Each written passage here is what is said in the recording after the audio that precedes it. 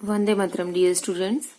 आप सब लोग रानी लक्ष्मीबाई के बारे में तो जानते ही होंगे कि रानी लक्ष्मीबाई झांसी की महारानी थी और जिन्होंने अंग्रेजों से लड़ते लड़ते हुए अपनी जान गंवा दी और वीर गति को प्राप्त हुई। तो आज हम ऐसी ही एक वीरांगना के बारे में पढ़ने वाले हैं जिनका नाम है अब्बक्का देवी, अभया रानी अब्बक्का देवी। सबसे पहले देखेंगे पाठ का परिचय। तो इस पाठ में वीरांगना रानी अब्बक्का देवी के जीवन के विविध पहलुओं को उजागर करते हुए उनके साहस और वीरता का वर्णन किया गया है। यानी ये चैप्टर किसके बारे में है? रानी अब्बक्का देवी के उनके जीवन के कुछ पहलुओं के बारे में, जिससे पता चलता है कि उनकी साहस और वीरता का वर्णन जिससे होता है। अब देखेंगे पाठ का उद्देश्य। पाठ का उद्देश्य है रानी अब्बक्का देवी के साहस और वीरता का परिचय देना तथा देश की रक्षा के लिए प्रेरित करना। ये पाठ का उद्देश्य क्या है? उनकी साहस और वीरता का हमें परिचय मिले और उनसे हम लोग देश की रक्षा के लिए प्रेरित हो।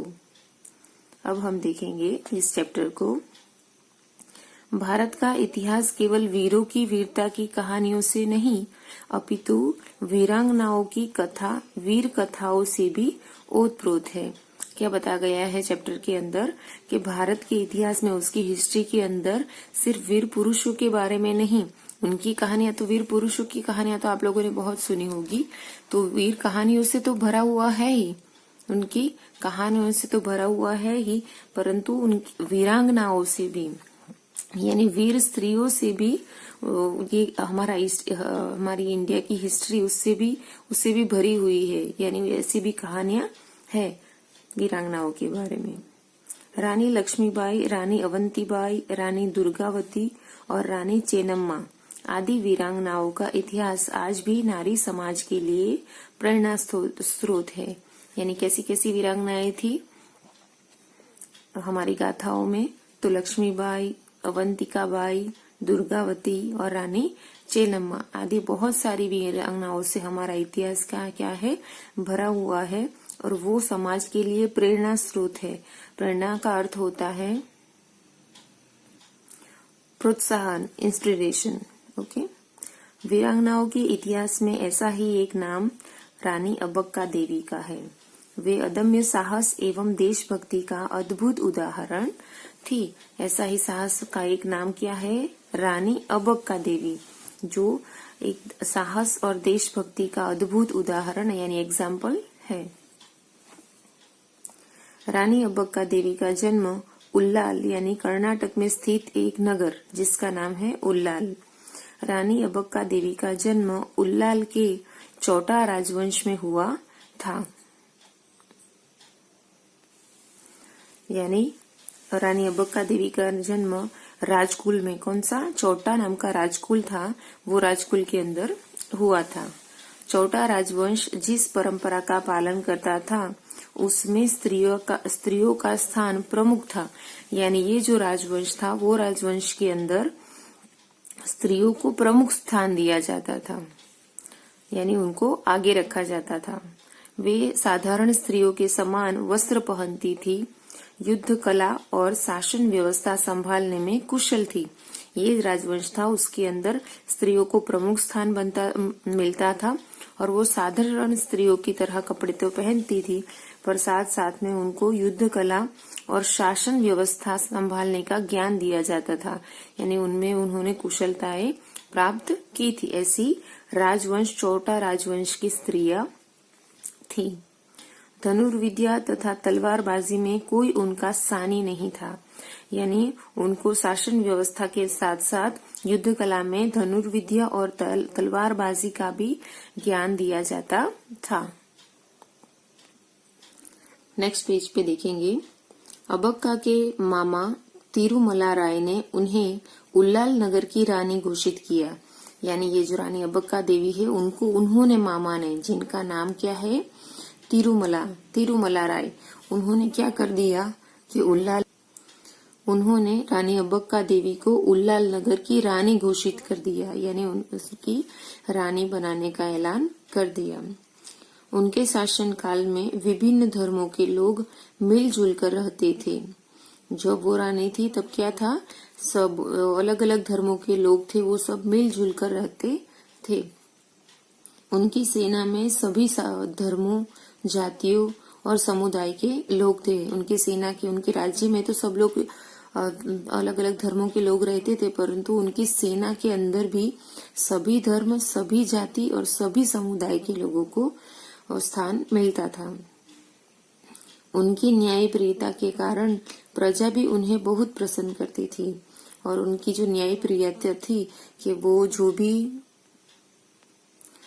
डिसीजन लेती थी उनसे सबको सेटिस्फेक्शन होता था, यानी उनकी न्यायप्रियता से भी प्रजा उनको पसंद करती थी, उनका न्याय एकदम अच्छा था। रानी अबक्का का विवाह बंगलुरु की बंगा रियासत के राजा लक्ष्मणप्पा अरसा के साथ हुआ, यानी वो मामा के द्वारा एक उल्लाल नगर की रानी तो उनको बना दिया गया था, परंतु अब उनकी शादी होती है, और किनसे होती है, बेंगलुरु की बंगा रियासत, यानी बंगा रियासत का मतलब होता है राज्य, यानी बंगा राज्य के एक राजा थे जिनका नाम था लक्ष्मणप्पा अरसा के साथ उनका विवाह हुआ। परंतु विवाह के कुछ ही समय बाद रानी अबक्का अपने पति से अलग हो गई, यानी उनकी शादी को थोड़ा ही समय हुआ था और वो उनके पति से अलग हो गई, जुदा हो गई, वापस उल्लानगर आ गई, यानी वहां जो उनकी शादी हुई थी वहां से वो उनसे अलग हो गई और वापस अपने गांव, अपने नगर उल्लाल नगर जहाँ की वो रानी थी वहां पे वापस आ गई। रानी अबक्का के पति ने उनसे प्रतिशोध लेने के लिए पुर्तगालियों से हाथ मिला लिया, यानी तब उनके वो उल्लाल नगर वापस तो आ गई, पर उनके जो पति थे लक्ष्मणप्पा, उन्होंने उनसे प्रतिशोध यानी बदला लेने के बारे में सोचा, क्योंकि उन्होंने, रानी अबक्का ने अपने पति को छोड़ दिया था, इसीलिए उनसे बदला लेने के लिए उनके पति ने पुर्तगालियों से हाथ मिला लिया। इनसे बदला लेने के लिए उनसे वो जुड़ गए। यहाँ पे हाथ मिला लेना वो एक मुहावरा है जिसका अर्थ होता है साथ हो जाना। ओके।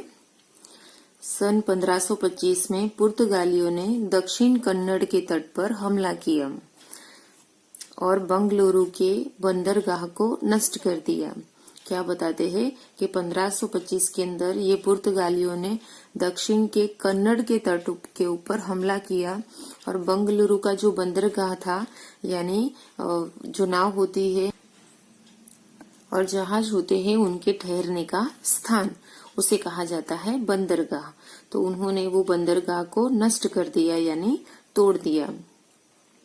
इस घटना से रानी सचेत हो गई और अपने राज्य और प्रजा की सुरक्षा के प्रयासों में जुट गई। ये घटना हुई, तुरंत उनको पता चला कि अभी बहुत बड़ी साजिश हमला होने वाला है, यानी वो सचेत हो गई, अलर्ट हो गई और उन्होंने राज्य की सुरक्षा के लिए प्रयास करने शुरू कर दिए। रानी की सुरक्षा नीतियों के सामने पुर्तगालियों की एक न चली, यानी रानी ने जो सुरक्षा नीतियां बनाई थी राज्य के को सेफ रखने के लिए, उसके सामने पुर्तगालियों की एक न चली।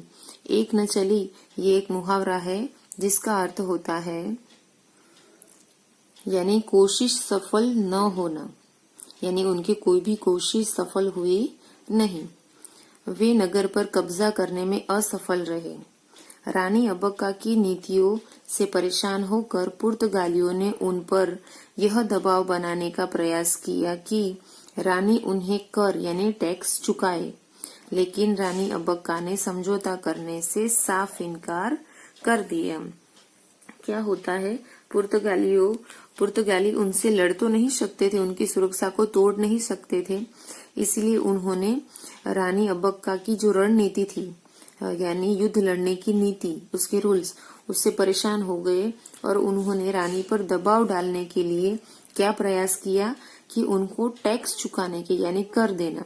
ओके, कर तो टैक्स चुकाने के लिए कहा कि आप अगर इतना कर, ये आपको यहाँ रहना है तो इतना कर आपको देना पड़ेगा। पर रानी अबक्का ने क्या किया, ऐसा समझौता यानी ये बात मानने से साफ इनकार कर दिया, यानी मना कर दिया। जिससे रानी और पुर्तगालियों में विरोध लगातार बढ़ता ही गया।